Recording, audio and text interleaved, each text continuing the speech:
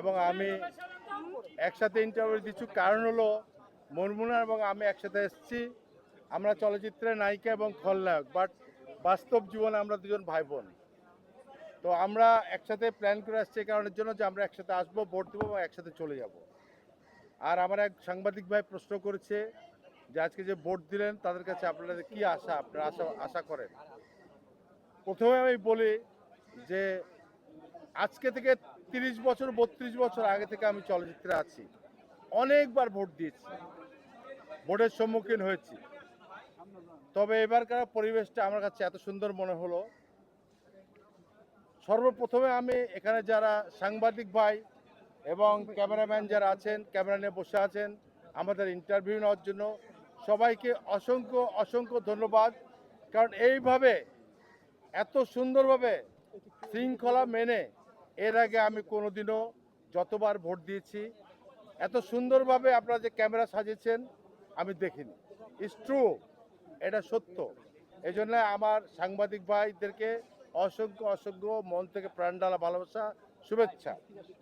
আর এইবার যে আমরা ভোট দিতে আসলাম, আমার কাছে কেন জানি মনে হচ্ছে এত নিরিবিলি, এত সুন্দরভাবে ভোট আমরা দিতে পেরেছি, বা পরিবেশটা আমার কাছে এত সুন্দর লাগছে, মানে অসম্ভব, এটা ভাষায় প্রকাশ করা যাবে না।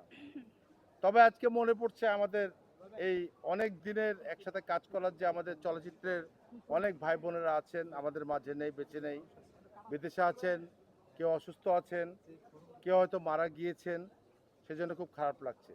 তবে তারপরও একটা কথা বলবো যে আমরা অনেক শুটিং করেছি, এত শুটিং করেছি যে আমাদের সাথে একটা ফ্যামিলিগত সম্পর্ক হয়ে গেছে।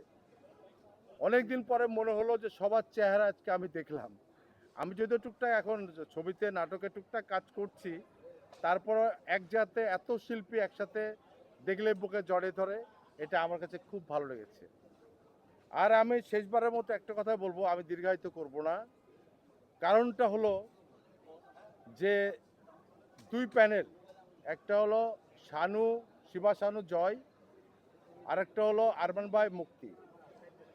আসলে এটা সত্যি কথা, মুনমুনু এবং আমিও দুজনা আমরা সবার সাথে, দুই প্যানেলের সবার সাথে এত বেশি কাজ করেছি, এত আন্তরিকতা, এত ভালোবাসা যে বলে শেষ করা যাবে না। সবাই আপনজন।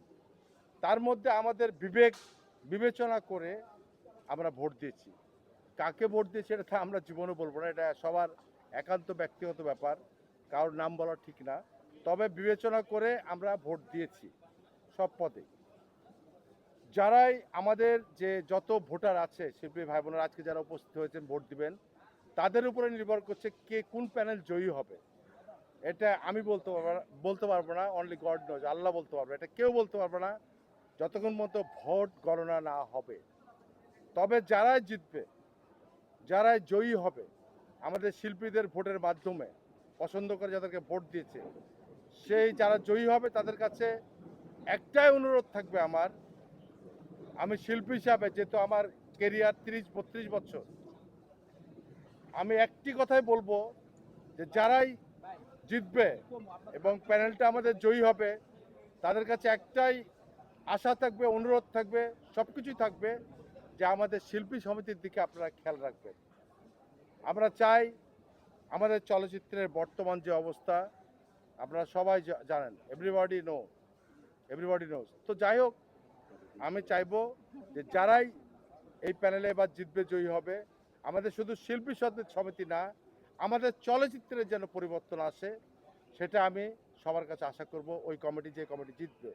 আরেকটি কথা বলবো যে আমাদের চলচ্চিত্র অঙ্গন, আমাদের শিল্পীদের যারা শিল্পী আছেন তারা কিন্তু সবাই, আমরা কিন্তু কাজ করি এটাই, আমরা শুটিং করে আমরা অভ্যস্ত, আমরা তো অন্য কোনো কাজে অভ্যস্ত না।